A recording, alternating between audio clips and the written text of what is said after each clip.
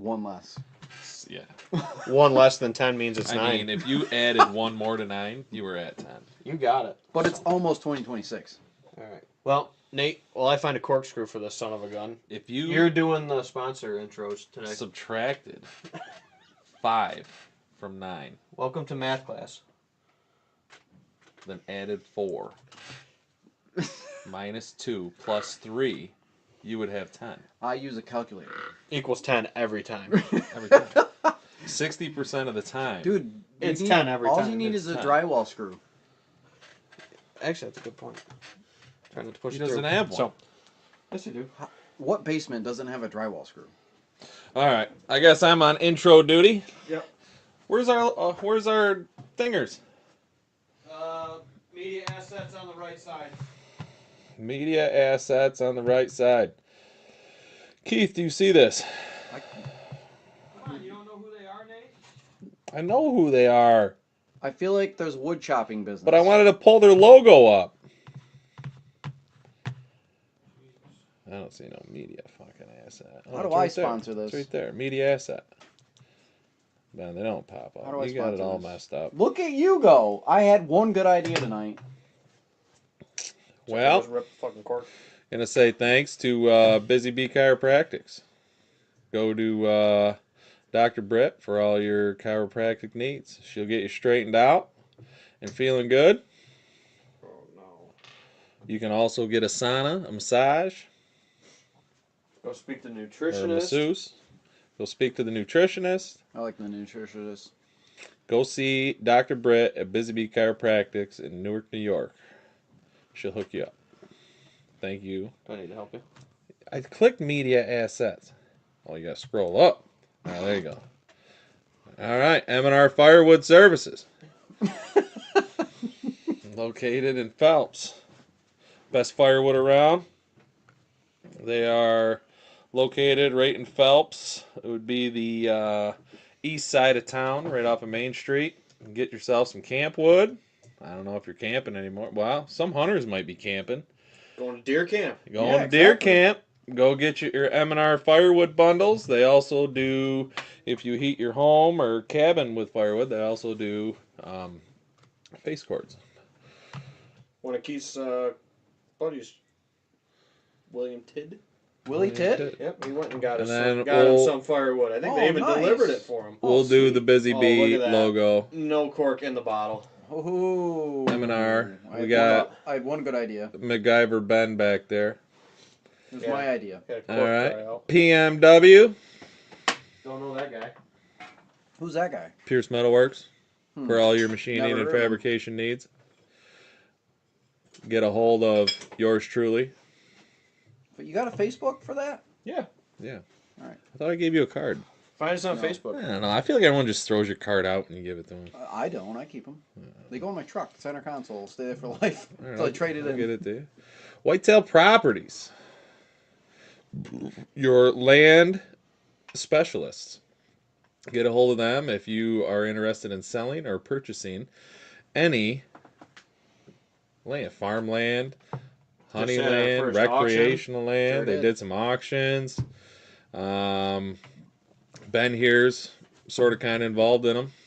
If you kind of, sort of, just a little.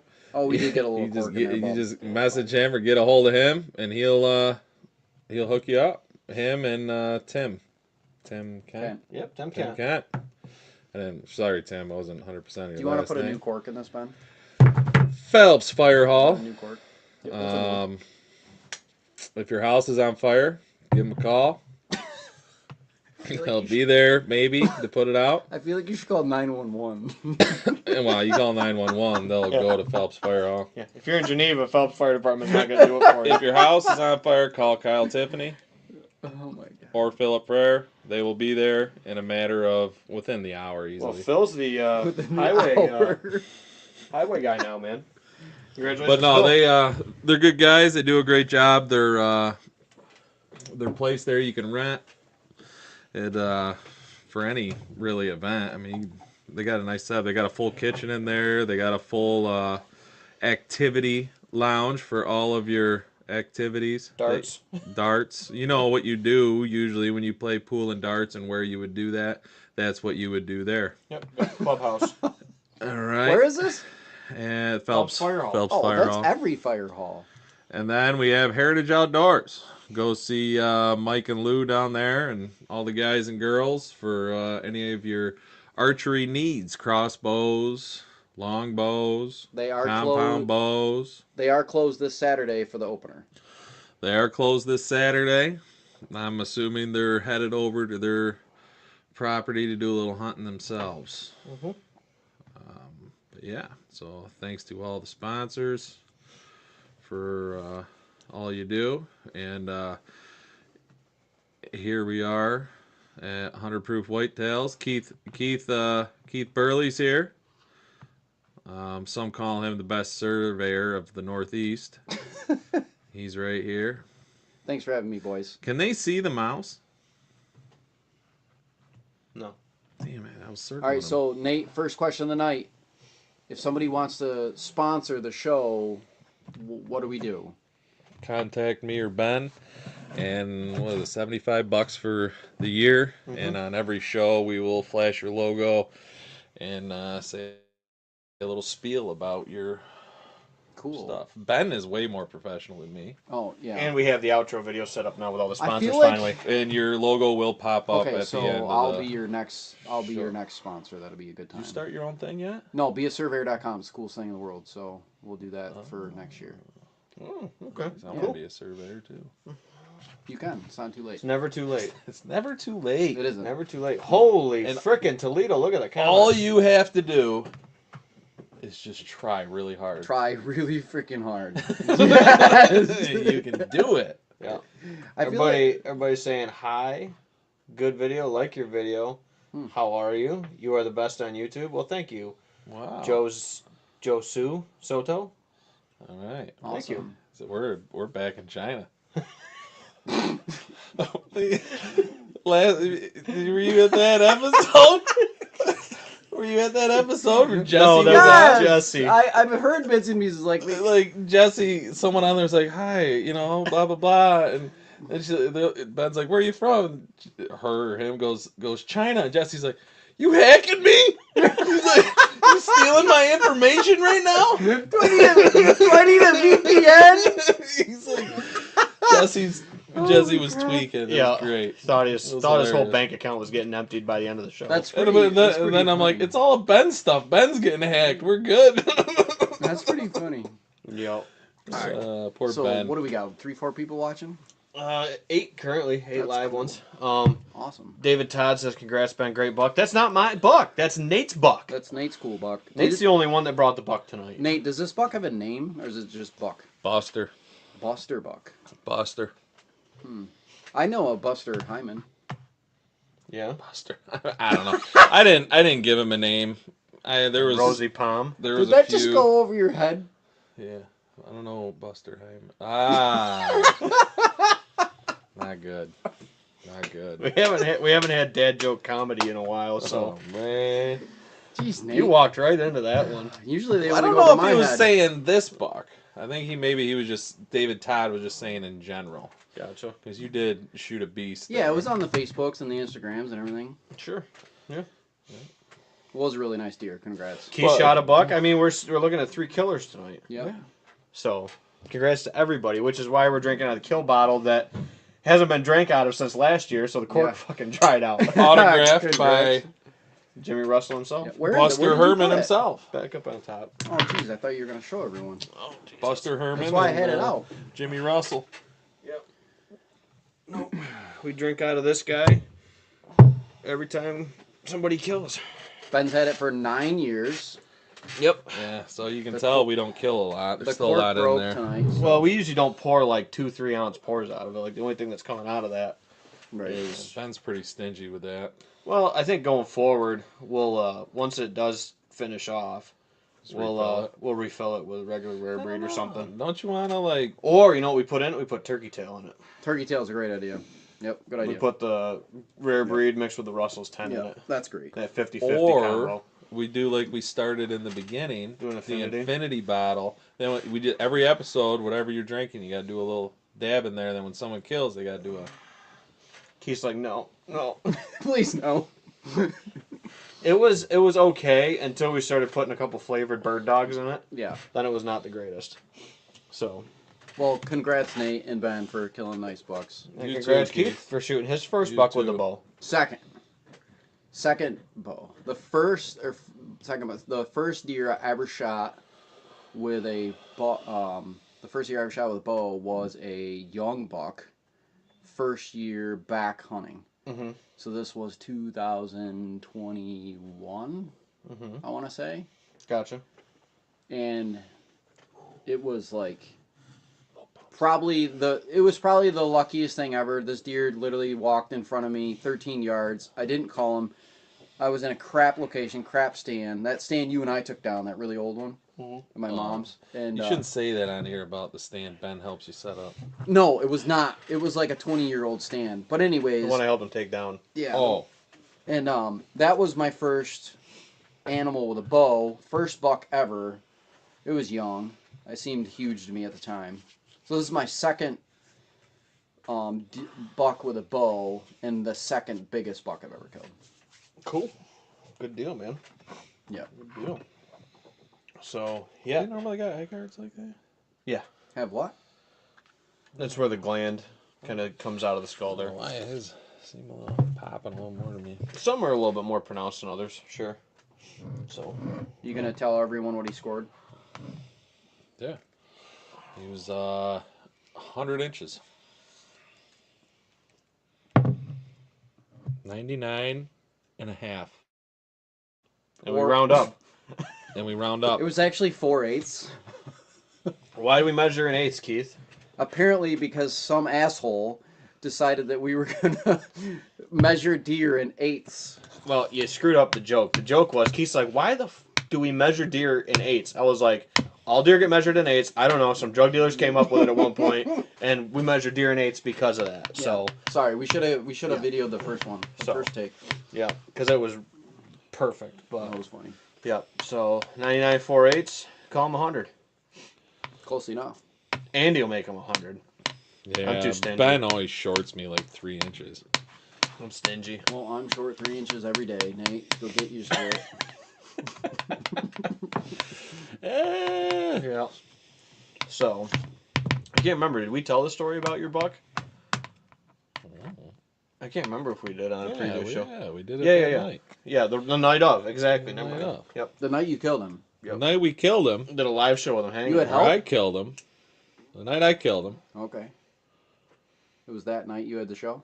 It was a yeah, Wednesday. he was hanging behind us Yep. in my barn. Nice. I didn't get that one. Sorry. I missed you. Keith's mom was probably tuning in. Dude, my mom loves this show, but apparently like only when I'm on it. Well, yeah, she don't care about us. She really likes Ben. She's never met you. She don't like me. She's never even met you. Yeah. No, my mom likes everyone. Legit. She likes everyone. Yeah. So. All right, Keith. Well, What are we doing? What are we talking about? tell us a little bit about your. Gun season? Well, we got that coming up, but I want to hear about Keith's buck. So, kind of a funny story. I was sitting a stand for the third time this year that I can only sit with a east or a northeast wind. And it's just on the edge of our hayfield at my parents' farm, right outside a thicket bedding area. And I sat the stand Cork. 2 times previous and didn't see a single deer. And this is the first time sitting this stand in 4 years and not seeing deer. So I was like really freaked out, right? So it was Sunday morning, getting into the stand, had a northeast wind, and I wasn't gonna hunt that morning. My wife's like, you should just go out. You're not doing anything else. So I decided to go out and get out there, bump a deer getting in, and still heard the deer when I got into the stand. And then just at kind of legal shooting time, I saw a deer jump out in the field, glassed it, realized it was a buck. I'm like, that's a good sized buck, and grunted at him. He stopped. He was heading northeast away from me like 150, 160 yards. grunted him 2 more times, and like I was saying, these guys earlier, within 20 seconds he was on top of me. And my wife and I had just trimmed more shooting lanes in that stand this year. And the one shooting lane I really, really wanted to my left, he walked right into. And it was dark in the morning, but I mean, it was legal shooting time, but it was dark for my colorblind ass eyes. I drew back. I'm like, I can see my peep, I can see my pin. I stopped him. He turned towards me and executed the shot. And as soon as I made the shot, I'm like, that's too far back, right? Just too far back. And he quartered away, went in the field, and we have a small wooded island in the field, and he stopped about 30 yards short of that island, and he stood there for 15 minutes, didn't move. And then he slowly walked around the island. My mom from the house saw him slowly walk across the field, drop down into the woods. We lost him. 6 hours later, me and 2 buddies went to try to find him before the rain, and we ended up bumping him twice on Sunday afternoon. It was like just shy of 3 o'clock. Bumped him twice, and I'm like, I'm done. Not gonna push him anymore. I couldn't get out on Monday. I was in the field for about 11 hours on Monday in the surveying. Decided last minute to go out yesterday with my coworker. He's like, I bet he's dead. We had a good idea where he was going, and just happenstance. And we took 35 minutes, walked across the road into a thicket. We split up. I went left, my buddy went right, and within 15 seconds we were on top of him. So it was just kind of luck, kind of planning where we knew he was headed.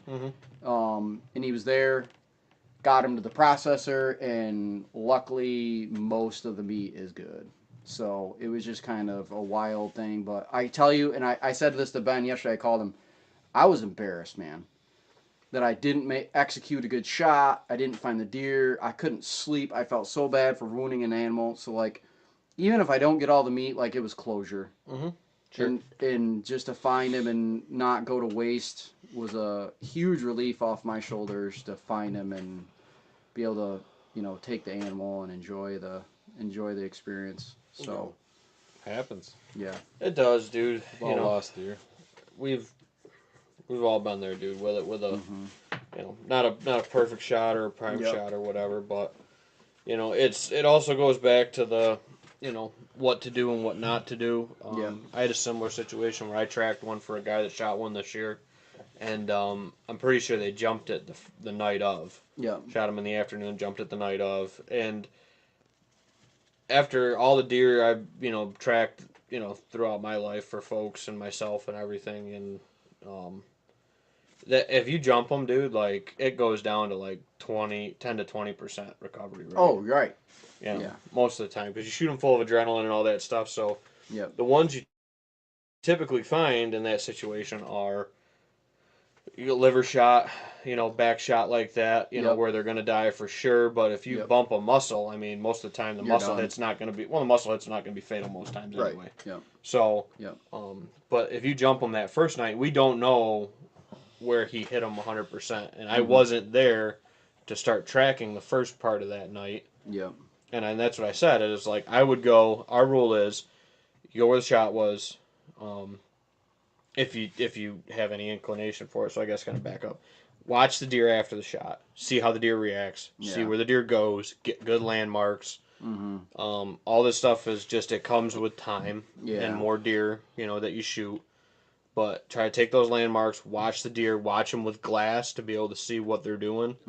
Their tails are flickering, if the tail's tucked, if they're kind of hunched up, if they've got like a little limp or something, any of that kind of stuff can help you with the track and the information. Just kind of looking at the whole situation, and they were like, it was good blood all the way, which it was. The next day it was super easy to follow blood. So that's also tough, but if you're not going...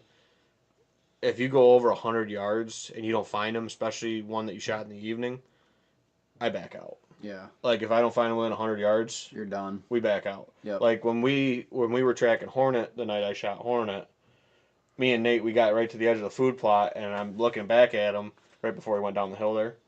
And I was like, I'm pretty sure I heard him crash going down the hill. I said, but he could have been busting brush just going down the thick side hill. Yep. And I told Nate right there, I was like, I said, we're only going to go a little bit longer. And then we shine the light, and he was piled up in a sumac.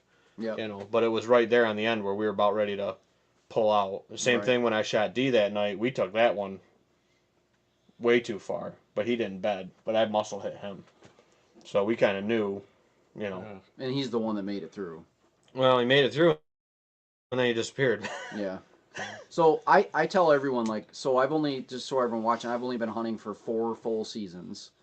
And I say to myself, if I can learn something every season, even if I don't harvest an animal, that's a successful season to me. Should be learning something every hunt. Right, exactly. But like, you know, if I have one big lesson, so like the big lesson I took this weekend was, you know, we should have backed out, you know, that day, and I didn't have an opportunity to go out Monday to go look for them in the morning or anything like that. I had obligations at work that I couldn't back out of. Sure. So it just, so I was thinking, oh man, like if I don't find this deer today, I can't go look for him tomorrow type deal.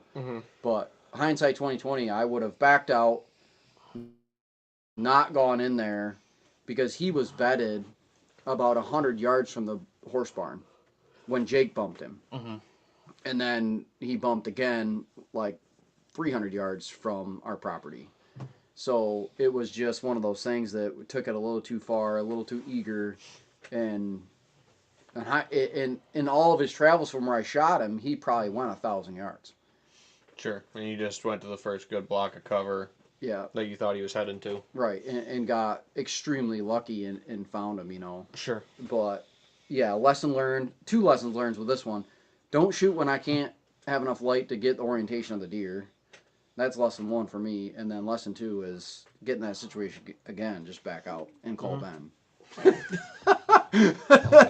I mean, really, just because I just don't have the experience, right? Sure. You know, but I'm trying to get more experience and learn everything that I can and move forward, right? And try really hard. And we've all been there, dude. And we've all been, you know, I was talking, I got a call from a guy the other night when I was dropping off my head over to Dahmer's taxidermy to get my Euro done.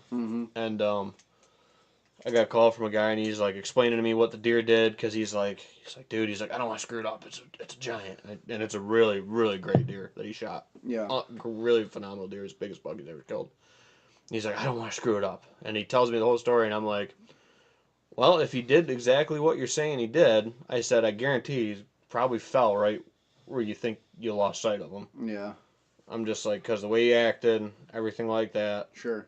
You know, I said, if that's how it was, and he asked, well, what would you do? I said, well, when did you shoot him? Like two and a half hours ago. I said, okay. So I would go in there, you know, everything looked good. He said he watched the knock disappear, and then he never saw it. I didn't ask him, actually, if he found his arrow when he sent me the picture of the buck. But he said he watched the knock disappear. He said that all looked good. And then, you know, the deer kind of bounded a little bit and then kind of walked off slowly and kind of staggered a little bit and walked off slowly, and then he kind of disappeared, I guess, kind of over a rise or whatever. And he said, but he's like, it was a little over 100, 150 yards or something, I think he said. And I'm like, well, I said, that sounds good. I said, you know, but I freaking double lunged a doe one time, dude. I watched her go back out and feed for 5 minutes. And then, like, get kind of wobbly, walk back to the woods, bed down, and I watched her die. Yeah, right. And it's like... unbelievable. Yeah. Double high lung on her, and yeah. It went right through her. She didn't even know she was hit. Right. And I'm watching her with binoculars. She's bleeding everywhere, and then she's eating. Yeah, and I'm like, nuts. What the? And then I've shot him, and Bud was the one. I shot him up through that high lung diaphragm, you know, hit him a little high back, quartering too slightly. And as soon as I shot him, I'm like, damn, that's back. And he takes like 3 bounds, and his tail flickers, and he just falls over. Yeah. Because I punched that diaphragm. Right. Yeah. And it was like, what the heck? I was like, okay, sure. And then other ones, dude, I've seen them with the frickin', and my dad will tell the story. He watched that one, I think it was a doe that one time. He frickin' heart shot her, and she ran about 300 yards on a dead run, and died on a dead run. Right. It's nuts. They're such strong animals, and it's insane to me. You know, and I say that as long as they don't get infected, liver hit is fatal, gut hit is fatal, the body will go septic. But if it's a muscle hit, especially with archery equipment, dude, I'll bet on the deer. Mm-hmm. Yeah. I bet on the deer 75% of the time. Mm-hmm. As long as it doesn't get infected. Mm-hmm. So, Yeah. even single lungers, dude. Yeah, like that Especially one. if you jump single lungs. So, but it's all different. They're all different. So, but yeah, dude. Well, good. Congrats. So, Thanks. Euro on that guy? Yeah, we're gonna do a Euro. He's at the processor now, and he's gonna save the head. So I'm hoping Jesse will do him. He's And, taking deer. He is taking deer. The Get Dahmer. that done. That'll be the second Euro for the gun room wall. So Mhm. pretty excited for that one. I just can't explain to you guys like how much of a relief it was when I called you yesterday, and said I found him. Yeah. That was just a huge accomplishment. And okay, so this is gonna sound crazy. That wasn't the best bow moment for me though. So the best bow moment this season might sound stupid, was taking a mature doe with my bow. Mhm. It was the first mature doe I've taken with my bow. Mhm. In the past 4 years, I've missed 8. You've had a little rough go with it. A very rough go for Well, and multiple dude- reasons. Dude, there's a buck, there's at least 1 or 2 bucks up there that I found after season. Ted found one, and then the other one I found with Clayton that one time. But Ted found baby 10. Yeah, baby Yep. 10. So I was more excited when I killed the mature doe 2-3 weeks ago, whatever it was, with the bow, and than I was with the buck, because I had made so many rookie mistakes on mature does, missing, just doing stupid stuff. And I'm like, man, I finally got that monkey off my back and took a nice mature doe with my bow. And we talk about It's it, tough dude. to get over that hump. It was, Nate, it was the hardest thing I've ever done hunting. It really is hard in bow season Yep. to get over that hump, especially if you come from A non-traditional hunting family too.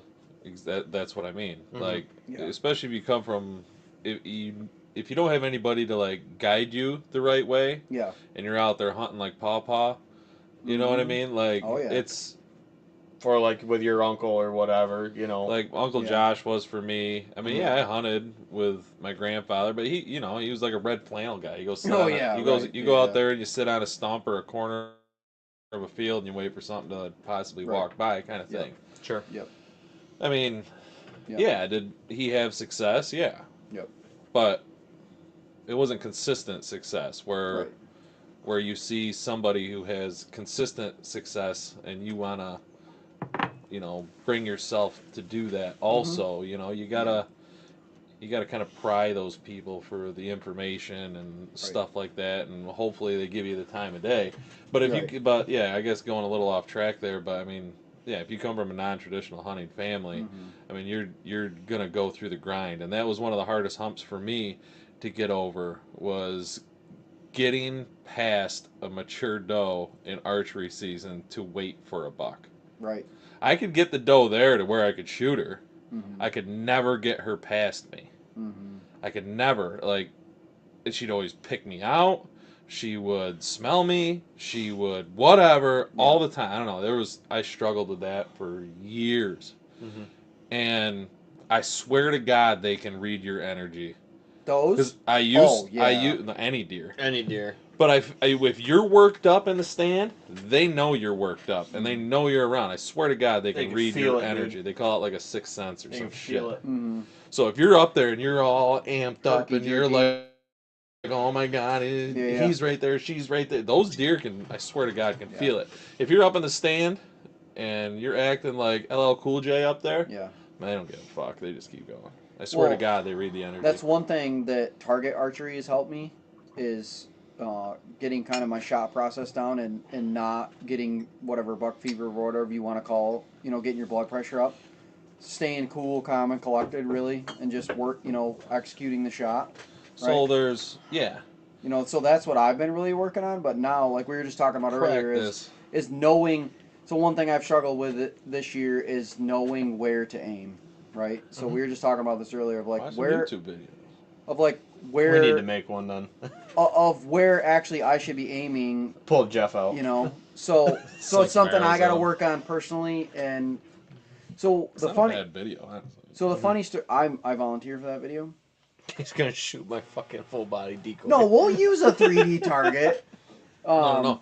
Actually, at runnings the other day, I saw these sweet ass paper targets, and so on the front, it's a deer, and there's like 10 different positions the deer's in, and you shoot it. It's for You put it on your block or something? It's for a gun, but we would have to figure out a way to do it with a bow. But you shoot it, and then when you take it off and you flip it around, it'll show you where all the vitals are when that deer's in that position. And you can see like what you would have hit in that shot. Well, that's kind of neat. Well, I wonder if we could like pin it to And it a wasn't block. bad. It was only like $15. I wonder if we could pin it to like a block target or something. Well, I have You need a big block I have target. a These 30 sheets are like I have Oh, it's a- a full deer sheet. well, I have it's, a yeah, it's, I got a We'll 30 shoot it at inch, Heritage on inside. We'll shoot I it got a- inside on the indoor range. I have a Yeah, 30-inch yeah, we target can at do that. home. Or we'll just go, we'll just break into Heritage, steal one of their big ass blocks, The big bales. big bale, They're bring out- it over to our house, They're shoot it. outside in the summertime. Yeah, we'll just go grab one and Do shoot you have a it, trailer? They're and then we'll just bring it back. They're a show sponsor. It's fine. We'll bring it back. Yeah. Do we have to tell them? No. Oh, okay. No. Don't tell them. Keith, we don't have to tell him. You pick it up. You go get What do you it. think I am, a little ninja? We'll Did you hear me? we'll get things set up at the house. You go get the bale. Did you hear me? And- We got to get the cameras, the mics. We It'll gotta be get- fine. There's a lot me and Ben have to do Okay. here, but if you could get the bale, that would be great from All right, Heritage. I will get the bail. I'll grab the target when I'm at the college in the next couple of days. Yeah, Yeah. I'll bring the beer. So, I- but in all seriousness, I was just talking about this with these guys. It's one thing that I want to practice in the off season is setting up a stand off season and getting a 3D animal, whitetail, and practicing those angled shots and where to aim. So in that situation, I can develop a mental process. Okay, it's quartering true, I'm going to aim here. It's broadside, I'm going to aim here. It's quartering away, I'm going to aim, here. And kind of just be able to do that. I've never been able to practice that. Sure. And I shoot my bow all year long, but I shoot level ground. Can you visualize in your head, like when a deer's in front of you, and whatever position it's Yep. in, like where its vitals are? No, and that's what I struggle with. That's what I need to work All its on. vitals are in its chest, like its chest and its rib Right, cage. and right? I have never been taught that. Right. So, Yeah. like wherever a deer is, all you got to do is figure out how to get your arrow into that. Area, right? Yeah. But like I said to you before the show started, truthfully, that's something that I have to work on is understanding that and executing that in the stand, right? Mm-hmm. Well, you gotta. I don't know. I guess.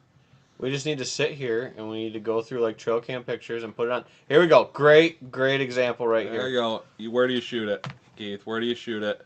I can't even see it. Oh my God. Where do you shoot it? Where am I shooting that deer? Hold on. We'll do this even better. Watch this, Keith. You just point. Are at you his- gonna? You just point at his dick. You can't even see his dick, Nate. Yes, you can. Look how long it is. It's It right is- there. Look at that thing. It's right there. Nate, There you go, Keith. This is your mouse, and they can see on the screen. Drag it Does over it here. work? Drag it over here on the screen. It doesn't Right. work Left. on the Nope. turkey thing. Left. Turkey. Jesus. Give me a mouse pad, Nope. would you? Jesus. You got to drag it onto that screen. Because that's what they can see. Ben, you can't buy a mouse pad. Oh my God. So I'm shooting that deer right there. There you go. You're good. Man, Money. Monty, deer's But dead. you have to understand, this is after reflecting for 48 hours, and learning and doing research and talking to people, right? So when you were in the stand and that deer was walking by, you were contemplating, do I shoot him here? No. Or do I shoot him So here? the buck on Sunday, my problem is it was too dark for me to fully see his body orientation, They And I did can't not- see the mouse on there? Oh, yeah, they can. and I did not see how much he was quartering to. That was the main problem. That's not- Depends on what I have in my hand, but I might aim right there. 22 mag, a little bit more No. forward. The long rifle might do the job right there. 6'5", yeah. He's Anyway, done Get right so. behind that skull bone. But Yeah. So pretty good buck there, huh? I'd shoot it. Hell yeah. That's the one you shot. I can't see its antlers from That's here. the one Ben shot. Jesus, that's a He's nice... a beast, honestly. Was that morning? That was about 2 minutes before I killed him. And Ben shot him right about here. Mm-hmm. Mm-hmm. Am I right? Yep. If I remember right? Dead broadside, shot him right there. They always look a little different when you look at the hole and they're laying on their side because their skin like pulls and shit. Mm-hmm. But dude, he was super dark. I think he's the darkest buck I've ever killed. Mine was super dark. Wow, he was wet too. Yeah, I think that was part of it. But you can even see. Yep, he's got that stuff hanging on his face. So he was covered in pokeweed. He Really? must have thrashed a pokeweed or something. He had all this like reddish Crap all over his antlers. It was awesome. I thought it was blood at first. I was like, So here's another test. Keith, what would you age that deer at by looking at him? 3.5. Keith says 3.5. He says 3.5. I estimated him at 4. Couple additional features that a lot of people don't necessarily look for, but it's one I like for an indicator, is a super short tail, because that's what he had. No, I'm just kidding. Dude, his tail was as big as my hand. Keith Keith looked at me like their tail gets fucking shorter. That's No, exactly seriously, though. what was going through my goddamn head. I'm like, they're fucking... They outgrow their tail? Well, what is this shit? No, I'm serious. This deer had a short ass tail. His Did you tail was bob my it? hand. What the hell? No. His tail was my Oh hand. my Yeah, god. it was Like a little. Usually they're about 2 of my hands. Yeah. Well, we're gonna see it because So- I'm getting the back half of his hand. Look at it. It stops right there. Yep. It's like it got shot off or something. Yep. Maybe you chewed on it. Yeah. So we're. I'm actually Coyote. getting the back half of his hide tanned. The cape's going What are to you the doing texture. with that? It's gonna be like a throw on the couch or something Make a vest. with a short tail. Have it right It's down. the tie. No, have it down in Oh, like Jesus the low Christ. region. I don't need a goddamn loincloth. So anyway, what I was going to say is the scalding down the hocks. Like, The if you what? look, the scalding... Did you throw water on him? No. The scalding, which is the staining down the hocks Oh, there, staining. that Oh. goes all the way down to his dew claws on both of his back legs. Okay. That's something you typically see with, 4.5 and older Okay. bucks. So you think he's 4 or 4.5? 4.5. Okay. Deer measured in halves, Keith, with age. That's why I said 3.5, Ben. You said 4. Okay. Yes, you're right, Keith. Sorry, I forgot the half. 4. It's 4/8. We estimate him at 4.5. Wait, is it 4 and 4/8? It might be 4. Well, we don't measure as. Yeah, sure. It'd be 4 and 6/12 actually, because it's on a monthly calendar. But anyway, Sorry. no, he was a buck that kind of showed up this late summer, and we kind of knew he was going to be a good, solid built buck, and he was actually the biggest neck measurement Mike's had this year so far. What was his name? He was a beast. He didn't have one. 8 pointer. I'm going to call him. Dead. You know what I'm going to call him? 4/8. Dead. 4/8. Yeah, 4/8 is a good one. No, you should go probably 3/8 because he's busted. Yep. He was a 9th. I got more pictures. But he up. busted that too. Yeah, he did. He had a split brow on that right side, and he had a decent G3 on that side too. So was that a fun hunt? Like, did you get to watch him for a while? Come in. So actually, yeah. So I guess coming with this story, so he was the 9th buck I saw that morning, and this was 9:30. I know the clock's not right on this. It's Did an you hour take my fast. privileges away? What? No. No, you're on the wrong screen, Nate. You got to be on this screen. There's 2 screens, Nate. So he, when I saw him, he was just, so there's a really big scrape over here. That's a stick, Nate. Look at that freaking thing. Nate, that's a stick in the snow. God damn. You're just used to seeing it that skinny, huh? Anyway, so there's a big scrape here underneath an oak Have tree. you ever pulled one out? They are skinny. There's a scrape under this here oak tree, and I looked over and I see this, dark blob coming across the field. It's his tarsal glands, and Scalding. scalding, and you said it was staining. yeah, the tarsal staining of scalding down the back hocks. Yes, so I saw him like 5 or 10 yards past this. He's cutting kind of across this food plot, downwind of these couple bedding areas that I was sitting kind of on the side of. Yep, there it is on a nice sawtooth oak. There's a scrape right there. Yeah, you can't tell. It's freaking demolished. That's a maple leaf underneath that. That's goldenrod. Oh. Anyway, so he was coming across that field, and then he turned to cut up the field to go into another bedding area.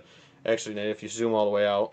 I am. I just did. So right here, this is real time. So this is the other camera he walked by right before I killed him. Okay. He got right to about here, and then he turned and went up this trail toward what we call Gravity Cavity.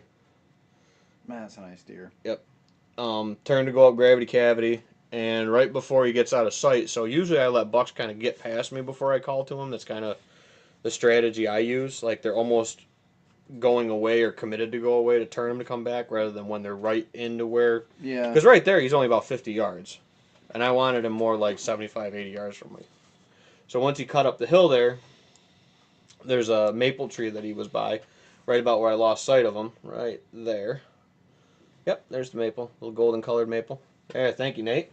So he's cutting up there by that maple tree. I lost sight of him, or just about lose sight of him. I got him in the binoculars and I grunt at him a couple times with that hooks messenger call.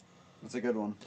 Ben's obsessed with it. He's the spectrum kicks in on that one. Yeah, I love that hooks call, dude. That's my jam. It does sound decent. Yeah. So I grunted to him and it didn't even turn his head. Are we sponsored? Nope, we're not sponsored. Well, by get him. us sponsored, then start name dropping. So I grunted. He didn't even turn his head, and I'm like, well, yeah, guess what it is. It's a good hunt this morning. Saw a lot of chasing, a lot of bucks. Just a good hunt. You know, put the binoculars back down, put my grunt call back in my pocket, put my hands back in my hand warmer, my muff, and I'm like sitting there, and then all of a sudden I hear a stick break, and I go, huh. And I kind of look in front of me where this box elder tree we used to have a camera on.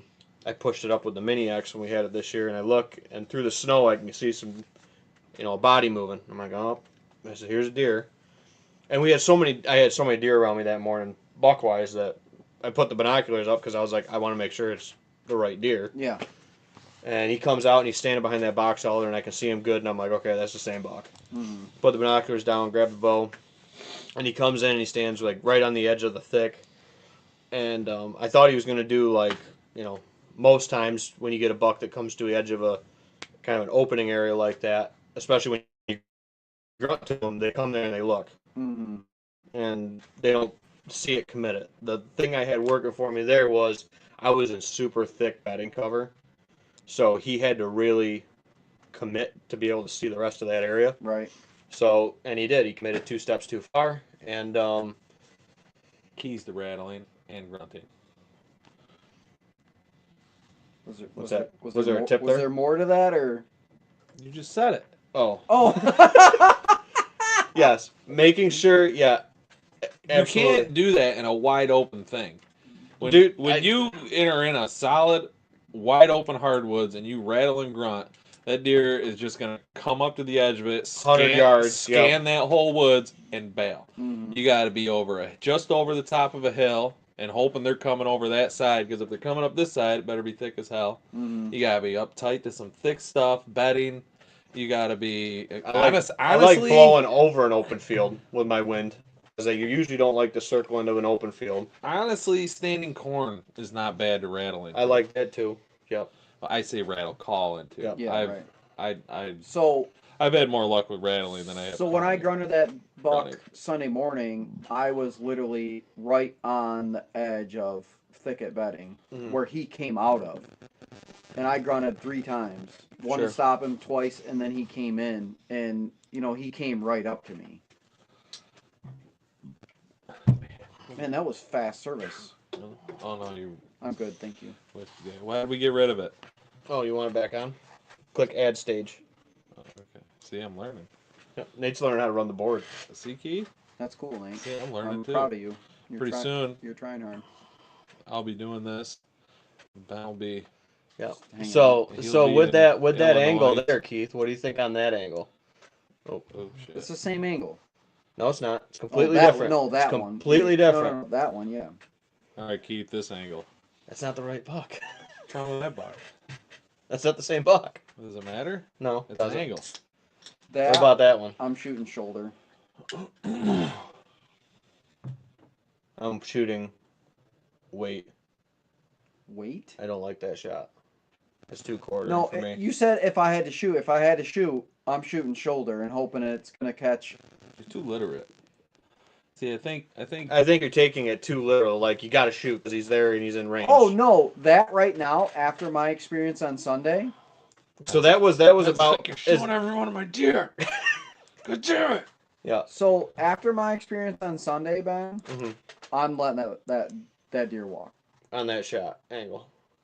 Like I was talking to Dalton about this on Sunday. Like That's a quick fucking click in. I've made a decision. Nate's like, I hold the keys to the kingdom right now. I can show everyone. What does Jesse say? I am the captain now. I have the keys to the kingdom.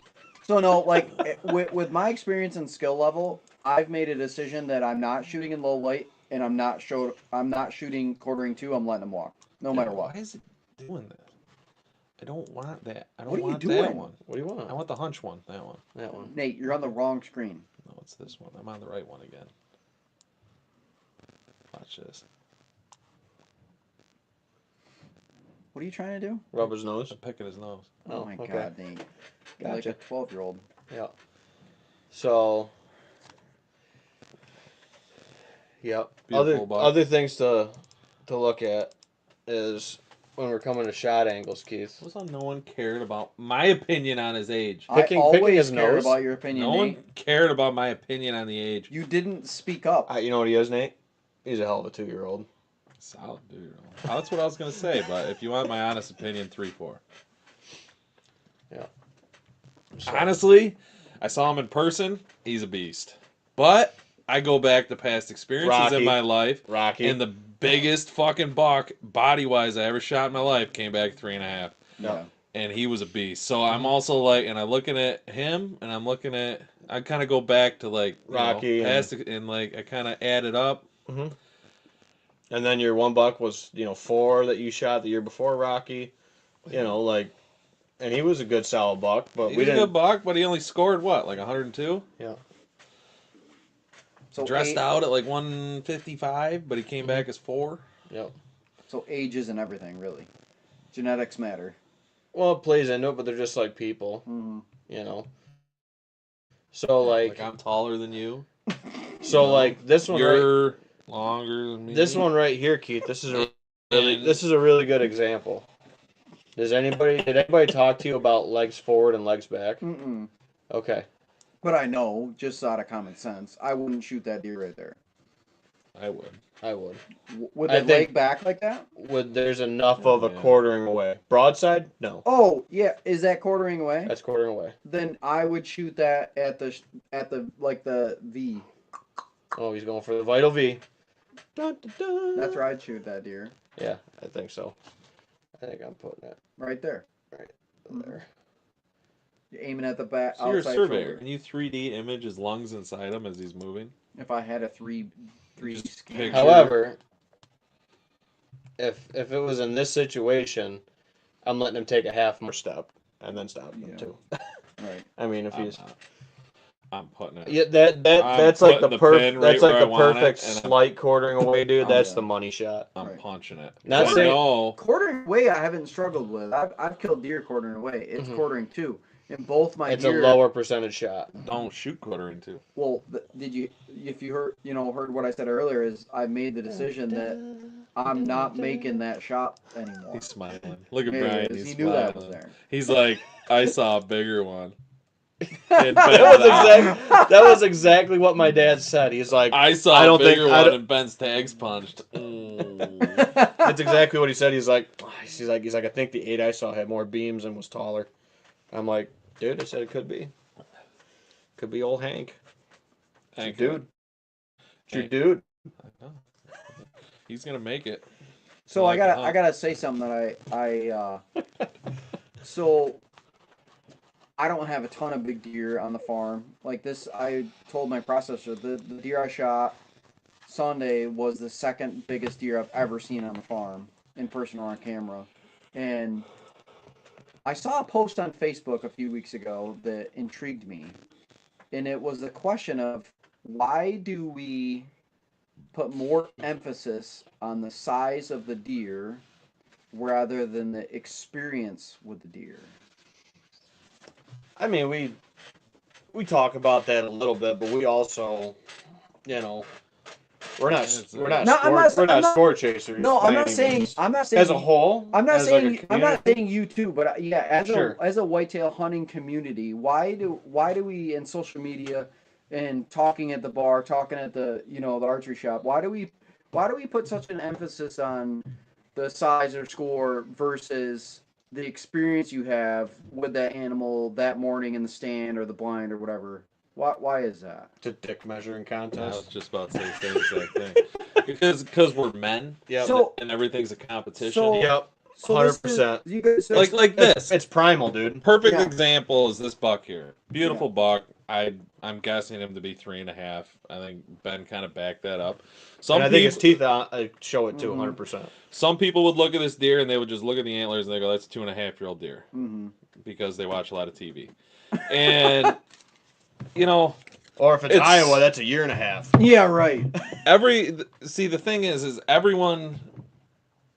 It's circumstance. Everyone has a different setup. Some people, I know guys that work their ass off all summer and then they're off from October to the end of February. Right. They can to hunt every fucking day. Right. As long as Tim. their wife or whatever. Tim's one. Tim who? Rose. No, he's not. He's Tim, off all the time. Tim works with me. He just saves all his vacation. Yeah. for it. To hunt. Same idea. To hunt. hunt. Yeah, right. But There's a lot of all opportunities. his kids are also grown up. Right, yeah. And, He has he's those single. opportunities. R.I.P. to his wife. She was Yep. a very nice lady. Mhm. But, yeah, it's all circumstance. Everyone is a little different. Everyone has a little different life. Everyone has a little different lifestyle. Hunting properties. Ben deals with different things at home than I do. You deal with different things at home than I do. Yep. Like we're all different in our own way, and we all have our own opportunities and time Mhm. to be able to go out and hunt. Yep. I mean, some guys get to hunt, maybe once a week. Other guys get to go out every morning. Yeah. You know what I mean? Before yeah, work yeah. or Sure. And I some just, guys can't hunt at all until opening day. Right. or a at- weekend day or something. At Yep. Pawpaw's camp 3 hours away that they got to And- drive to and because that's they the got only- nothing to hunt around. And that's the them. only weekend they get, perhaps, There you go. Yeah. So Like it's yeah. it's all circumstance, Mhm. and it's also the time put in. right. The time and the work put in will also increase your odds, Right. and then Oh, for experience, which you're going through. Yeah, for sure. I mean, we're all still learning. Like we Mhm. see new shit every year. Yeah. Yep. But you know what I mean? But for you and for anybody who's in your shoes, you can't go anywhere until you get the fundamentals down. Just focus on the fundamentals, Mm-hmm. figure out what they are, and just focus on them. Once you have that rock solid base or that foundation, Yeah. you can start adding what you like to it. Because Mhm. everyone likes a little something different. Yeah. Mhm. And something works a little better for different people than they And does like you for said, other what you're, people. what you're, what Me you're and Ben capable don't of do doing. everything the same. Right. Yeah. Mm-hmm. He's got his little things he likes to do, and I'm like, man, that fucking never worked for me. So I got to tell you this. and I do my shit. So I got to know tell what you I this mean? while I'm Like, thinking about it. You said those little weird things. So going out on my mom's property at the horse farm, my sister spreads manure at the entrance of the field where the bridge is. So every time I walk to the stand, I stop at that fresh manure pile and I shuffle my boots and my pant legs in that for 2 minutes. Mhm. Every time I go out to that stand. That's a common smell. Sure. It's no The- different than walking through the edge of the silage pile Yep. or anything like So- that at a farm. Sure. They ride horses on all of our trails that the deer walk right down. Mhm. They're used to that scent. Sure. And if I go to the other stand, I actually go out in the horse pasture and do the same thing. Sure. And I'll get it, up to my knees, so like 6 inches, Roll around in it a little bit. Yeah. So, and it's just one of those weird things that I've started doing this year, and it's actually worked. I don't have deer walking up my footpath. Yep. Me This and my year. dad before the Crossing apple your trees. footpath. Yeah. And then they act all like, Alert. Like, what's going on? No, but not completely going inside out. Yep. So we used to do that with the orchard. Used to produce a lot more apples, so we used to smash them all over our boots as we were walking in, stop and smash, Yep. and stuff like that. So, and then a couple other things. If you don't have like more natural, authentic smells like that on the property you hunt, the biggest thing I tell guys is, don't ride with boots in your truck if you can help it. Mm-hmm. Ride with a set of Crocs or something like that, and then slip you around when you get to your property or get dressed at your hunting property. Again, everybody's property is different and setup's different, but that makes a big difference. The amount of scent that you can stop, not just from the deer that come by your stand while you're on stand, it's more so the deer that come by your stand when you have left your stand. Right. And they know you've been there. Mm-hmm. Yeah. 100%. Right. Dave Todd had a good comment. Said, old timer once told me, aim for the opposite shoulder. 100%. Oh, yeah. So, yeah, mine was about dead broadside. I mean, left to right, there wasn't hardly an inch of frickin' difference. Dude. You had a perfect shot. Pretty much. I think perfect's quartering away, personally. I prefer quartering away over broadside. Okay. You got way more, you open up that chest cavity way better. You lose that blocker. Right. And I did, roundabout way, I did hit the edge of the scapula. I remember you saying that. Mm-hmm. And I grenaded the front shoulder on him. Right. Like, there was no meat save on that. The amount of impact from, and like Keith said, he's like, go shoot a Matthews. I was just going to say that. I shot him with the Matthews 12 gauge special. Nate's over here rolling over in his grave. It's 2 against 1. But me 2 against 1, you lose, Nate. And he's a traitor. But the interesting thing about that is the message came through from the processor last night. He said, hey, he's like, you got a lot of meat loss on the shoulder. And he sent me pictures, and Hannah's like, is that normal? Let's see it. Let's see the damage. Hannah's like, is that normal? And I'm like, okay. So this goes back to explaining. I've had this happen before. With Sure. a Hoyt. Yep, absolutely. So. Are you sure it wasn't a 12 gauge, Nate? Yeah, so. I'm telling you. With the. That was. With the. I'm going to make sure I can get them sent over. I didn't plan on doing this, so. Stand by. So. Please hold. With any projectile, energy transfers. So when you hit bone, all that energy has to go somewhere and causes trauma. Sure does. So, but if you get through the ribs and you don't clip a rib, there's not a lot of meat or muscle there to cause trauma. Yeah. Same thing with a rifle shot or whatever. Yeah. Dad shot double wide, dude, and there was no, like, how you get that, like, percussion in the chest cavity, anything like that. He missed both ribs on both sides. It looked like a freaking little pencil hole going in and going out. Yep. And that Double deer, lung diaphragm, like right on the edge. He hit him a little bit back. He hit, and I'm probably going to get the name of this wrong. Vagal, I think, is the short pronunciation of it. We think he hit the vagal nerve, which is a light switch of your nervous system that sits back along your diaphragm. Okay. It's why if you get punched in the gut, you can get knocked out cold. Sure. Yeah. It's an off switch to your freaking brain. Nice. Nate, don't punch me. So we think he clipped that vagal nerve, which is microscopic. Yeah. But it was a little pencil hole. There was no trauma, no freaking done. meat loss, dude. Yeah. He went right through both ribs, missed them both clean. 243. With 243. So Yep. I shot not that 6.5, not the 30-06, not the whatever. So funny story about that is I shot 2 does with my 223, double lung, through the ribs, and there was no trauma, and they didn't go 60 yards. Mm-hmm. And it was like 2 of the cleanest kills I've had on a whitetail in my life. It was a 223. Yep, double lung 223. For everyone that says you can't kill a whitetail with a 223, they're lying to you. Listen to some Ted Nugent. I've killed 4 deer with a 223. at over 100. God bless you. Shoot the spike. I'm telling you, Ted Nugent's like, he goes, why did they try giving us tags and stuff? Just go out and shoot as many Oh, as I you saw want. that That's- podcast. Okay, so that's That also was- out of context. That's in urban areas is what he's Yeah, talking about yeah. specifically, but yes. Yeah. But I'm But like, yes. yes, Ted. Yeah, I saw that. I'm like, why not? So, Hell yeah. so look at that That's crush. buckshot, man. Yeah, what did you shoot that with? You A slowed 10 him. gauge? You slowed him down with a Jesus. 12 gauge with What are you some shooting, a double crossbow? aught in there. That looks like peppered Can you shoulder. zoom in on that so everyone can see that really well? Oh, You want me to do it? I'm a master now. no, You got lucky. I gotta download it. I can't. Oh my god. Can you use the hand and rub the meat a little bit? I can. Can you Give me a massage second. it? Give me a second. Yes. I need to change the window view. I'm working. How come I didn't have to do all this? Because it's different. It's coming through Oh my Facebook. god. What is he doing? He's This ruining is so that. He's like, oh my god, they said buckshot.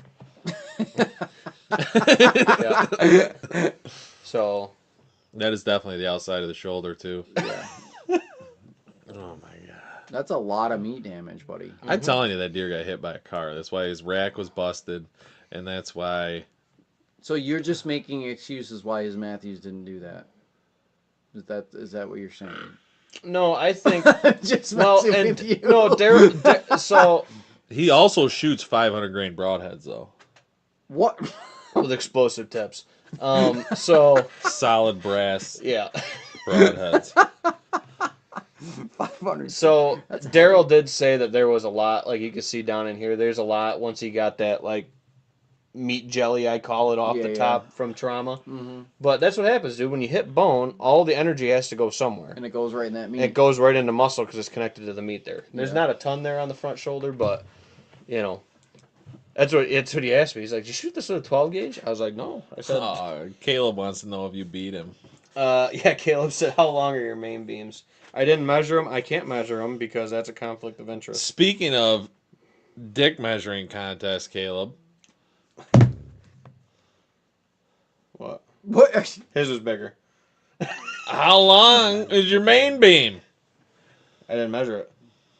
He just Oh, said his main beam? that. Oh, his? You just said deer hunting is a dick measuring contest. You Yep. did. And You then did say Caleb that. chimes in You and did says, say that. "Is mine bigger than yours?" in a very nice way. Yep. Yep. Thank Yep. you, Caleb. Yes, Caleb. Yours is bigger than the other ones I've measured so far, but I have not measured my own, so I can't tell you.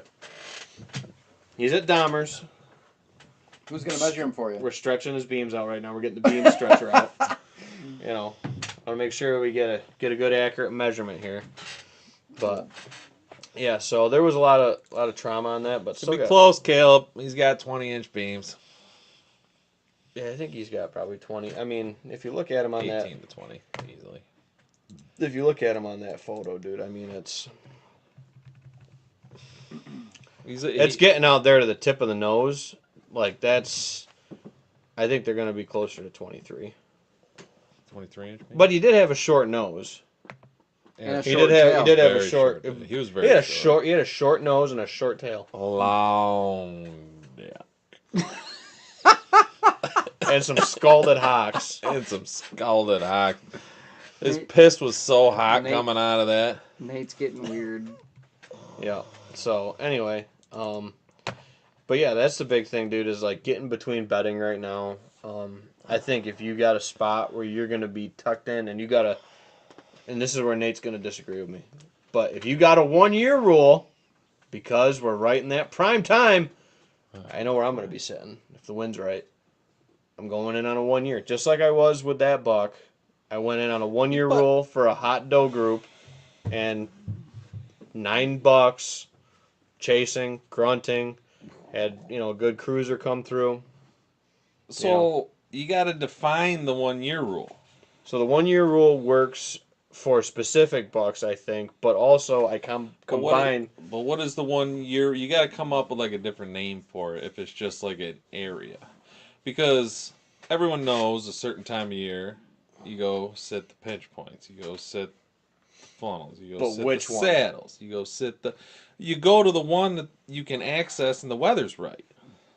But when you can combine that with that doe group that's hot at that time, from previous year's data or trail cam pictures or stand observations or encounters, like 9th, 10th, that block of the farm, that south end down there where I was, is always really good. So you're going off of the 1 year rule as like a block of woods.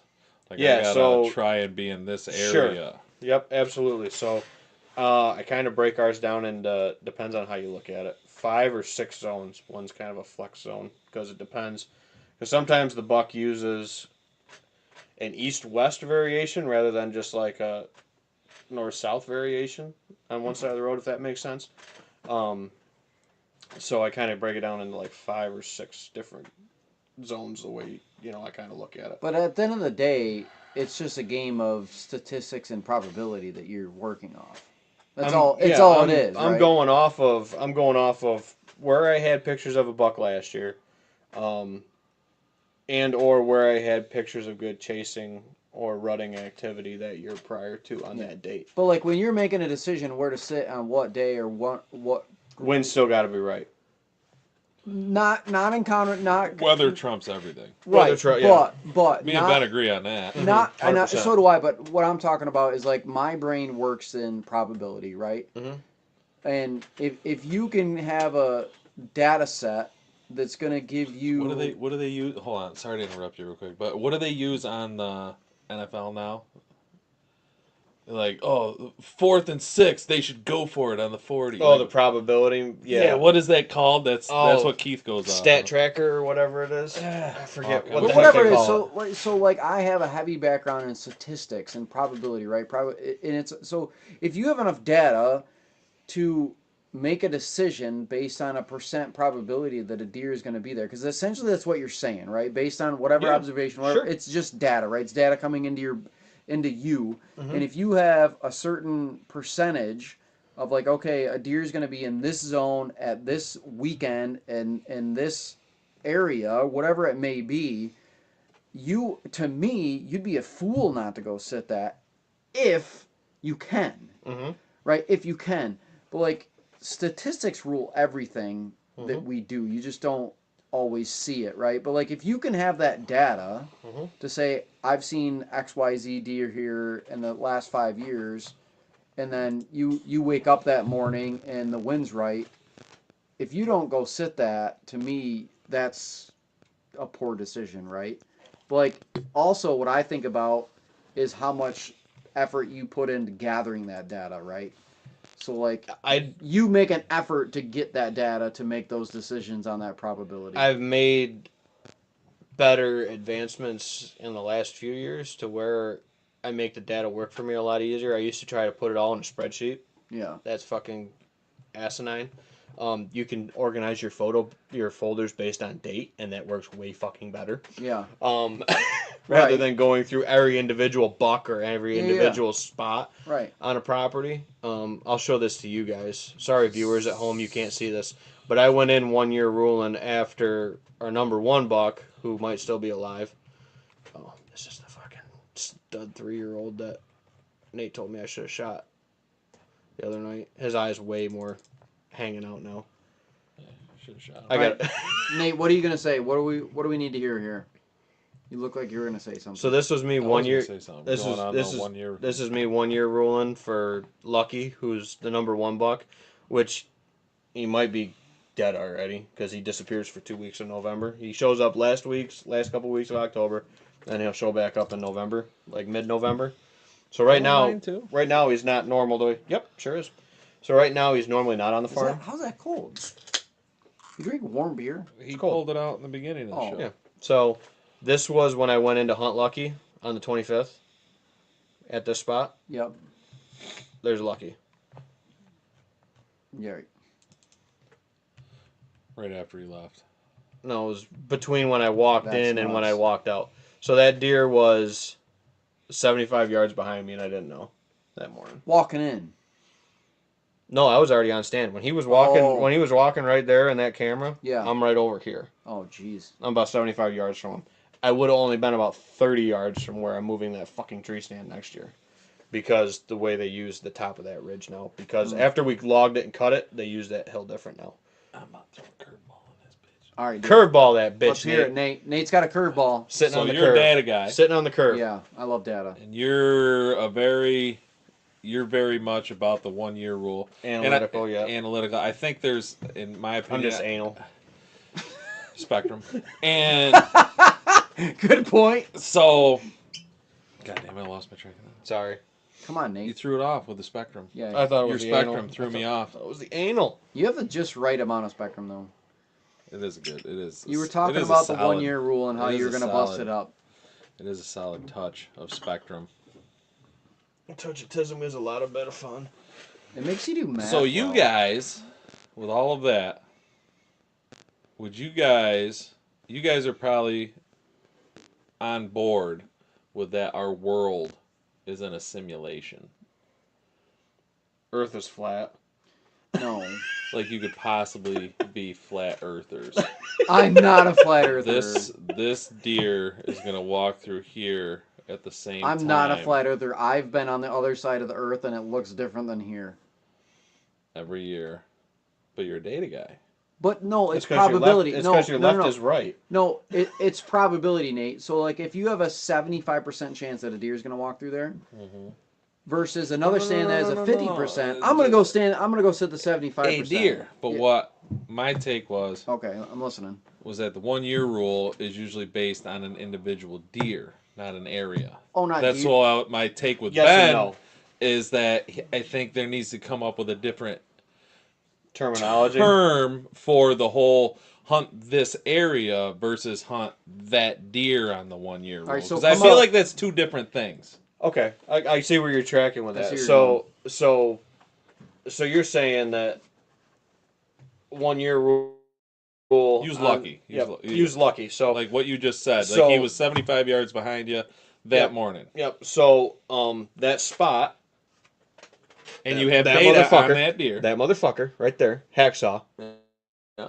The 26th. So that picture I showed you guys was the 25th. The 26th, he was in there, and I watched him fucking mount a doe on the 26th in that stand At 55 yards. at 55 yards. And I told you to pull the trigger. Nate's like, you fucked up. Shoot the fucker! Yeah. And So- then the neighbor shot him with a crossbow, and that was the neighbor's third deer. Son of a bitch. Yeah. So anyway, so yes, so the 1 year rule applies, but when they get 3, 4, 5 years old, they know where those does are hot and when Right, on that property because they're familiar with it. right. And also, like I said, I hedge my bet on it. So, like I can tell you, like different farms, different days are hot. And that's where you see this a lot from other guys where they're like, man, I've been hunting, everything's dead. Or Yeah, like, right. this or that. It could be that the does right there, a majority of them came into cycle, and a lot of bucks are with them right now. Whereas this spot is starting to heat up and get good. Right, That's why there's a flourish of activity. right. So yes, I see what you're saying though, Nate. Instead of calling it like a 1 year rule for a specific buck, I do also call it a 1 year rule if it's like a hot doe group Right. or like it doesn't have to be specific to a buck. like November 17th. I will be sitting down We got to come in up the with a different southern term zone for it, though. of the farm because there's always a good buck down there on the 17th. I've killed them. Neighbors have killed them Mm-hmm. Right. in that zone and area. Mm-hmm. 17th. Yeah. It's just a good spot then. Right. For whatever reason. That's when that doe group or whatever cycles. Right. So yeah. No, it's definitely it's a good point though, Nate. Like I said, we gotta come up with a better term for it. But I got I the, guess. Because the 1 year rule, I feel like people get A little confused and backwards on it. right. Sure. Like with your buck this year. It was You a know, 1 year spot, but not it a was 1 year rule for him. Right, Right. because it was a new guy on the block Sure. that you killed. Mhm. And then in your post, you said 1 year rule, and there was a little controversy there. Sure. With the new guy, but a 1 year. Yeah, I get. They're I get like, what you're well, saying. how is it a 1 year rule if He's a new guy. he's Sure. a new guy that just popped in? Sure. So I'm taking Good this point. kind of off the beaten path here, kind of looking in is what it sounds like you're doing really is hunting a zone at a certain time period. because you have specific predictable movement in that zone in that time period. Especially now in November. So it's really called, I'm going to call it zone hunting. I like that. Because you are You're essentially... going to cover 2? You're going to cover 3, Nate? But really, you are... Full out blitz, baby. That's where I'm going. But you're literally hunting a zone. Yeah. You're hunting a zone, whether it's in a tree, on the ground, in a blind, doesn't matter how you're doing it, but you're hunting a zone based on the data that you've gained and the probability that a buck or hot does are going to go through that zone. Whether it's bedding, feeding, doesn't matter. You're hunting a specific area on the ground based on historical data. Exactly, based on probability of movement in that data, whether it's hot does or bucks. So it's movement data in a zone. That's it. I think Ben should just start calling it historical data. Like, I think you should pride yourself more in obtaining that data and holding on to that data and being able to flow your charts the way you do. Because that's instead of calling it like a 1-year rule. Yeah, like just that historical data that you have puts you in those right positions. Sure. Right. Okay. Yep. I like that. You know what I mean? Because that's a lot of fucking work you do. And that's what I was just gonna say. Like, I don't do that. I go off of most recent data, like literally, because I don't go to the extent. I don't look at last year's photos. I don't look at any of that. The reason I go pull cards, and I'm like, okay, that buck's there. I need to hunt him. Okay, so I'm gonna go on the other side of that. Okay, you go off historical data. You're going on current. I'm going most on recent most recent. You know what I'm doing? That's kind of how I hunt. You know what I'm doing? I'm waking up. You're winging it. I'm looking at the weather. You're winging. And I'm gonna That's say good though. That's the basics. I'm gonna say, what with this wind, what stand can I hunt? Oh, that's always the first. And I'm going to that stand on the day that I can hunt. But that's all I'm doing. So what I do is I go, okay, most recent information, that buck's been fairly consistent in that area around a kill time. Yep. Even if it's a half hour after shooting light. I'm like, okay, he was damn close. He was damn close. I need to get in there. I need to figure out what day I can hunt there with the right wind, and I think I need to be here to kill him. Right. So this is gonna go piggyback on what you said earlier about different circumstances and different opportunities, right? And I tell my wife this all the time. I'm like, Ben puts an insane amount of time into hunting, and because that's what he does. And I don't mention you because I just know what he does, more intricately. But I say to her, I'm like, Ben, that's his thing. Like, that's what he does. So he has the time to do that and the resources and all these things. Like, it's a conscious decision to expend all that energy, time, money into doing that. Sure. So that's what works for you. But the cool part is, what did we just say at the beginning of the show? We all harvested an animal, right?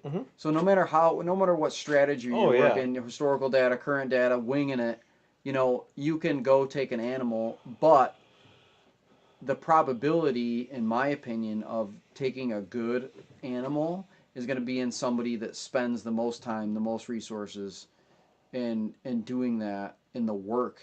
And if it's going to give you the most opportunities to see those deer, in my opinion, than me just going and essentially winging it to a point. I have the stands that I can work with the wind and weather and things like that. The one thing I will say before we got a couple good comments that did roll in. Money does not cover, and I know you said means or whatever, but money does not. We talk about this every episode. Money does not cover your fuck ups. Oh no. But I mean, you have but there's stands, there's a lot of guys that just throw money at it, and it doesn't work. And it doesn't work. Not in nature. In the human world, they'll cover your fuck ups. No, they can. No. When it comes to hunting, though, not usually. Yeah, what I meant by that, Ben, is the investment. The investment of time and stuff. Sure. Cameras and stands and blinds and food plots and all these things that do take money, right? Sure. It's a thing, but the biggest thing that you're investing is your time. Yep. At the end of the day. Which is the only limited resource in the only equation. Right. So whether whoever you look up to or whoever, whatever, Ben, he's hunted how long have you've hunted that farm pretty much your whole life, right? I mean, you've had how many years of hunting on that specific piece? Consistent. 07 killed the first buck on it in 08, so coming up on 17, 18 years at this point. Yeah. He's got that much data and that much time based on Right. one individual property. Then there's been stands moved. There's been 100%. Oh, yeah. Improvements made. Sure. Yeah. So it evolves. It always evolves. Every year Right. it evolves. Right. Case in point, that stand is moving 30 yards now that bottom has been cut now. Sure. Every year you have to make adjustments. You have to do all of that. Yep. Yep. You know? Now, if you're a permission piece guy, like myself, which some other people can relate to, and this is where me and Ben, this is why me and Ben sometimes agree, we disagree. Bounce this is stuff why, different, 100%. You know, Yeah. because I'll hunt a piece for 3 to 5 years, and I can't hunt it anymore. Right. And then you're done. For whatever reason, Mm-hmm.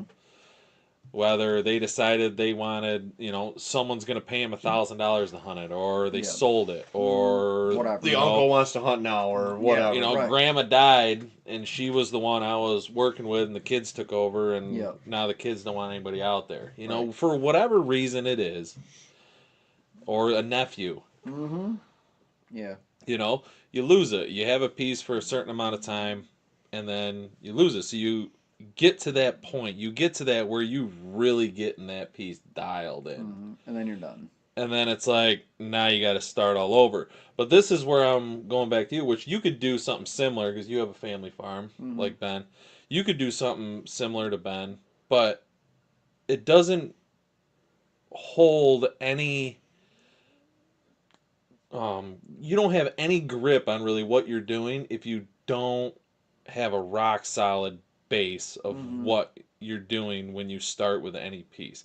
You have to have the fundamentals of hunting, the good solid fundamentals. When I go from piece to piece, my secondary pieces, now I've got some great friends, my neighbors, they hooked me up with this lease, and can't thank them enough for it. But someday maybe it might come to an end for whatever reason. And I've gotten quite a bit of years of experience, and I'm really getting that piece dialed in, I feel like. But in a lot of my pieces in the past that I've spent years on, you just... And then you're going through that, and then all of a sudden you lose it, and you got to kind of start over. Just have your bases together. If you have that fundamental, you're already ahead of the game going into the new piece. Right. Yeah. The one thing I'll say is... You have the strategy down. Well, going back to that fundamentals, piece to piece to piece, he's killed more bucks on more pieces than I have. Right. If you look at our farm as two pieces, west side, right, west side, east side, and then my grandmother's, and then the other farm, I've only killed bucks on like 2 or 3 pieces technically. Right. All my bucks have come off of 2 main farms for the most part. Yep. So, And you're just going off the fundamentals and your experiences. Yep. You're like, okay, this worked here, this worked here. I kind of, how to play the wind, how to do this, blah, blah, and you just kind of put it together and you try and make it happen. Right. Yep. Increase those opportunities. And then sometimes, it's like a Hail Mary. You throw it and shit doesn't go right. Then every once in a while it just hits. Right. You get lucky. Or we get a 1-day permission piece and we go in there with, again, going back to the basics. We got semi-standing corn, we got fresh cut corn. And Nate's like, I was like, well, I knew it was like not really pressured that hard. And I was like, you want me to? And I said, I'm the guest. I said, it's your permission. You brought me along. You get first choice. He's like, well, I'm gonna go down here because it's a little further in. Da da da. And I'd never been to the property before. And Nate, I could pretty much walk him to his spot. Sure. Yep. Exactly. Yep. And we were ground hunting or whatever. I saw a lot of deer. It was a great hunt. And then Nate smokes your biggest muzzleloader buck, right? Yeah, 125 inches. Yep. Oh, nice. On a 1-day permission first year holiday hunt. That's wild. What did we shoot him? What was it? Day after Christmas, or was it? Yeah. Yeah, it was day after Christmas. Yeah, That's day awesome. after Christmas. Yep. Yeah. That's So, really cool. Well, you just add that stuff up. And something that every hunter would tell you, this is across the or go with your gut. Yeah. Well, you got that little tingly feeling in you that I should do that. Mhm. Just fucking do it. See what happens. It's probably gonna work out. The other Yeah, the right. other thing piggybacking on Nate's thing is there's only 1 or 2 stands that I've killed more than 1 buck out of. Like it's not like the farms I hunt have like one main rut funnel and I kill 90% of my deer in that rut funnel. Yeah. This is a stand I set with Jake actually. I told him I texted him when I was like, "Hey Jake, remember that stand we set with all that when you thought you were gonna get hogweed all over you?" I was like, guess what? That's the stand I shot that buck out of. Right. So I've never killed a deer out of that stand. Period. Prior to buck that. or doe. Then neither. Right. So out of the 17 bucks or so I've killed, I've only killed. Let me think. I killed George and my first buck. I killed those 2 out of the same stand, and I killed Curly and St. Patrick out of the same stand. That's it. Yeah. Every other buck's been out of a different stand. Sure. So, yeah. And some of these stands might only be 50 yards apart, hunting different movements, different ridges, different saddles or whatever, different winds. Mm-hmm. But the individual stand or location, there's only like 2 stands that I've killed more than 1 buck out of those 17. You said you had some good comments. What do you got over there? Yep. So we had my dad said he's still gonna call it the 1 year rule. I like that. So yeah.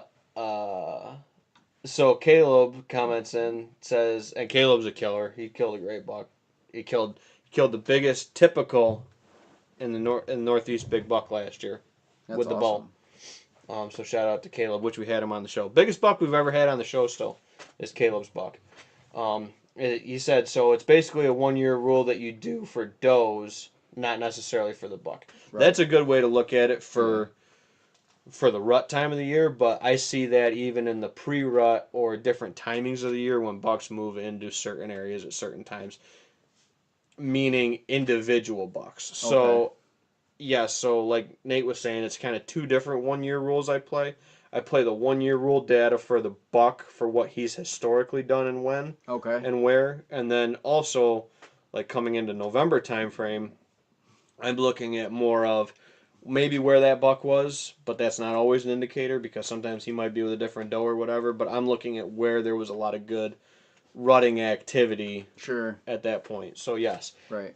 November time frame, it turns more into a doe 1 year than I guess a buck 1 year. Right. Even though I still slant it toward, the buck because, dude, if you were getting lucky maybe 2 to 3 to 4 times a year, would you know what day you got lucky last year? Oh, yeah. Yeah. If it was 4 times, yeah, sure. Yeah. I'd write that shit down. Yeah. You don't think they do? Right. You're going back to the same bar that day too. 100%. Might have to. You're damn sure gonna. And that's why that's why there's a couple other bucks that, that we've had the last couple years, and we'll see if he shows up again this year. We've had this buck show up the last 2 years. He shows up second week of December. That's just when he shows up. Yeah. Oh, we must be running late tonight. Yeah, we're about a half hour late. Hour and a half, and then, yep. We Gotcha. got a couple more comments. We're gonna wrap it up here. Yep, we're gonna hit a couple more comments. We got nighttime for the nuggie. Caleb says, I do believe that buck will check that doe within 48 hours on a 1 year rule. Yeah, that's kind of the way we slant it, like one side or the other. Like when I'm looking at like 1 year data, it's like my other buddy that Brandon calls it my 24-hour rule. So he slants that like 24 hours of that day either way. So he almost puts it in like a 72-hour window or whatever it would be. Yeah. So and again, it just depends on like Nate said, your property and your piece. Mm-hmm. How many years you been bow hunting your farm seriously? You said 4, right? 4. 4 years. But the first year was a joke because I had no idea what I was doing. I was guessing 3. Absolutely and no idea. And me and Nate have said that too. Our last 10 years have been two the more majority years. of our deer. 2 more years, you'll have that property figured out to where, when, and how to do it. And then you're there's just gonna be like, okay, well, I don't really need to do much. And then, like you said, with the learning or whatever, you'll still find that place where you're like, I probably should put a stand over there or do this or do that. Yep. And that's where, like, me and Nate have also bounced off each other where I found stands for him where he's like, Why the fuck don't you have a stand over there? Right.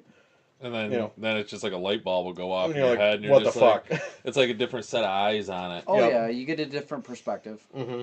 and you need that sometimes. Yep. Right. Yep. Sure. And sometimes it's like, like I think I was looking at one of Nate's one time. He's like, nah, the fucking wind just swirls in there. Oh, okay, makes Right. sense. But it's no different than last year when you came over and helped me set those 2 stands, and we moved them 30, 40 yards, 50 yards maybe, and I've killed deer out of both those stands since we moved them. And it's a lot of it just turns into the access with those stands is a little bit tighter. Mm-hmm. The wind direction, the way you can play the angles is a little bit tighter. Yeah. Like the trees are a little bit bigger, or they're clumped or whatever, got better cover. All that stuff factors into it. The saddle guys will say, I can get in any tree, it don't matter. But I primarily hunt out of ladders. I know, Nate, you primarily hunt out of a ladder. Climber once in a while. Yeah. But I have like all the climber. ladders. Yep. So Go I do mobile. have a hang and hunt setup, but I I don't got a use it all 10-acre much. piece, and I'm all over that motherfucker with my saddle. That's another running joke. We're going mobile on 10 acres, bro. Oh, that needs to be on a shirt with the hell of a 2-year-old. Nate is another comment rolled in. Nate is right on the permission places. They come and go. Seems like you lose them just as soon as you get them dialed in. That's got to be tough, man. That's why everyone says. I think, why everyone says as soon as you kill the big one, everybody's within 2 years you're not gonna be able to hunt there again. Me and Nate were talking about that with a permission piece that we have. Every time. The permission piece we have together. It's already started. If you shoot the big one, just drag it out and don't tell anybody. Yeah, it's starting, and it's starting to. I think that piece, like Nate said, in the next year or two, I think we'll both be out of that one Right. fully, and not necessarily by our choice or whatever, just the way It that sucks. it's shaken. Right. So, but this is what it is, dude. Part of this, part of the game. Yep. It's gonna get harder because there's a lot of people out there willing to pay for land to hunt, and like some of these guys, they're paying for their leases. I'm like, for like 2-3 more grand, you can just go kill a freaking farm stud. Yeah, right. Or go an outfit hunt or whatever. Right. Sure. You lease like how many acres for how many thousands of dollars? Right. Sure. I'll just go down south, do a freaking Guided hunt. And kill a guided monster. hunt, go popping one, sit there. You got the Right. cabin, you can bring the family. Screw Right. it. Yep. Mhm. Yep. No, you're not Sure. wrong. You You're know, for a not couple wrong. more grand. Sure. Fuck it. Way easier. Mm-hmm. Yeah, for sure. Yeah. So, all right, we hit it pretty I hope good don't tonight. get to that. I really don't. No. Unfortunately, I think that's the way that it's going, just like anything in this They're world. making it a rich man sport. So, Well, Ben, thank you for the kill bottle pour. I Mhm. appreciate it. yep. Now I just got to sift out the freaking cork out of it. It'll be all right. Thank you. No, it won't. It needs to be sifted out. You gotta have a strainer, man. Go steal a Cheesecloth. Leave the Cheesecloth. cork in it. Adds flavor. It's not gonna hurt you any, is it? It just gets a little. It could get tanniny. Oh, that's gross. I swallow a little cork. It's fine. Yeah. But, no, dude, I love this. I think we're gonna have some great freaking clips that come out of this episode. We got some great zingers that Ben, is gonna. I made him a sweet camera arm and a sweet fucking I camera couldn't get mount. on it. I couldn't get it on. Man. Mother did not get his kill on camera. No. Bo was even disappointed about it. I saw the comment. Yep. I'm disappointed. I didn't even know about it. No. Man, Nate's killed his buck on video. How do I Jesse get killed his buck on 3 video. deer on video and you can't get one? You didn't try hard enough. Ben, we need a little improvement in this area. Yeah, try harder Just next saying. time. Just saying. We're trying to do a YouTube channel, and it can't just be all mine and Jesse's kills. I mean, Jesse kills enough for the both of us. He is a killer. Yeah. Well, thank So you. he's coming next week. And he don't With the Euro. discriminate either. Yeah, he's coming next week with my Euro. With the state His land buck. buck? With the state land buck and the story. Nice. I'm gonna have to get the video downloaded to put into the episode. Because it was a sweet video, dude. Jesse's? Oh yeah. on the ground, sound? freaking Yeah. hammering them, dude. Like That sounds awesome. Like at 20 yards with the head cam. Oh, that sounds yeah. awesome. No, dude, it'll be a good episode next week. But it's like with all Jesse. learning curves. He's been trying to figure it out for what, almost 3 years now. For With a the Like, filming and like stuff. the filming with the Angle backpack and the mount, yep. Oh, and that's like the wild, angle of man. everything. Yeah. Yeah, I'm trying to get it and figure it and know where it's got to be. First right. couple years, it was just him shooting, and then you see him, yeah, or oh fuck, or whatever it was, you know. Yeah. And it was just him and his reaction. Now he's got to kind of figure it out where it's kind of That's out cool. in front of him. And Yep, kind of angles right, and the bow's not covering the deer when he's shooting, Sure. and it was a cool video. yeah, I'm it's looking awesome. forward to seeing that. And he freaking drills the deer, dude. Like, He's money. dude, Jesse's gonna be talking about this for the next 2 years. He's so amped up about this. yeah, That's awesome, though. That's what it's 100%, about, right? I'm not bashing it in any way. Yeah. I'm just saying. it's 100% awesome, dude. I know Jesse, and it's. I mean, I've never killed a deer on state land, so Mm-hmm. Nope, I've never killed one on the ground right off. I've never killed a deer with a compound bow with my fingers No. Nope. with no sights. With no Right. sight. Yeah, you're basically shooting it like a trad bow. Yep, Yeah, it's impressive. that's the feast away, man. He's the goddamn real Fred Bear over there. I That's guess feast so. away. So, all right, everybody. Thank you all for tuning in. Appreciate the comments and the supports. We do have the new outro video for the episode tonight, so make sure you stick around and check out all the sponsors on that and support the folks that support the channel, dude, and keep everything rolling. Mm-hmm. So, Man, Thank- we went for a while. yeah, we did. Good conversation, though, dude. So, Sorry, I like to talk. all right, guys. Thank y'all for Good to tuning have in. you on, man. We'll catch you all next time. Thank you, Keith. Thank you, Nate. Yippers. See ya! See ya.